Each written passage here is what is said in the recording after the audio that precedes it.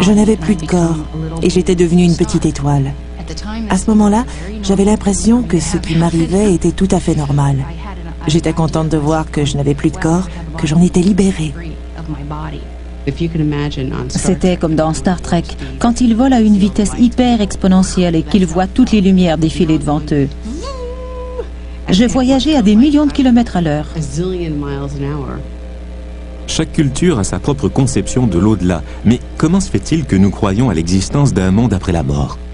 Depuis au moins un siècle, on s'intéresse à la vie après la mort, aux visites que nous rendent les défunts et à la communication avec les esprits.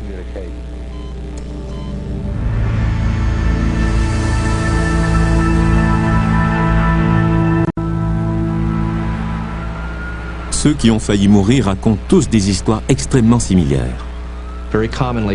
Il n'est pas rare que des gens vivent ce qu'on appelle une expérience de mort imminente.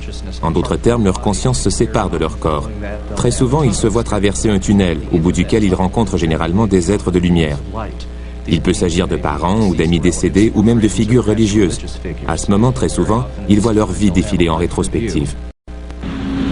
Des tests en laboratoire ont montré que la perte de conscience provoquée par la gravité générait des expériences de mort imminente, la vision d'un tunnel et de lumière blanche. Cela s'apparente à certaines caractéristiques de l'expérience de mort imminente. Environ 15% des gens ont ce qu'on appelle une expérience de mort imminente effrayante. Il y avait des gens torturés, des volcans en éruption, de la boue marron, des gens qui criaient ou qui étaient décapités. Tout ça ressemblait à l'idée traditionnelle qu'on se fait de l'enfer.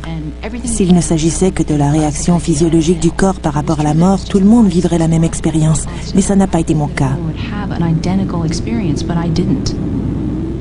Des rescapés ont lu des étiquettes posées au-dessus de ventilateurs de plafond. Ils ont répété des conversations tenues dans des pièces éloignées et même rapporté des informations tangibles de l'au-delà. Il arrive que des gens qui vivent une expérience de mort imminente rencontrent quelqu'un qui s'identifie comme un proche qu'ils avaient connu durant leur vie. Or, il se peut qu'ils disent ne pas avoir de frère ni de sœur, et pourtant ils finissent par découvrir qu'ils avaient un frère ou une sœur mort alors qu'ils étaient très jeunes. Ça prouve qu'il se passe vraiment quelque chose. Si des gens reviennent bel et bien de l'au-delà, quel message en ramènent-ils? J'ai vécu un énorme téléchargement d'informations. Avant de pouvoir me demander si j'étais en train de mourir, j'ai entendu cette phrase. Nous ne mourrons pas, notre corps meurt, mais notre âme, jamais.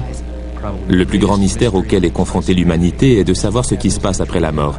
Des millions de personnes ont eu des expériences similaires. C'est très courant. Le message qu'ils ramènent est toujours le même. La vie après la mort existe et elle est merveilleuse.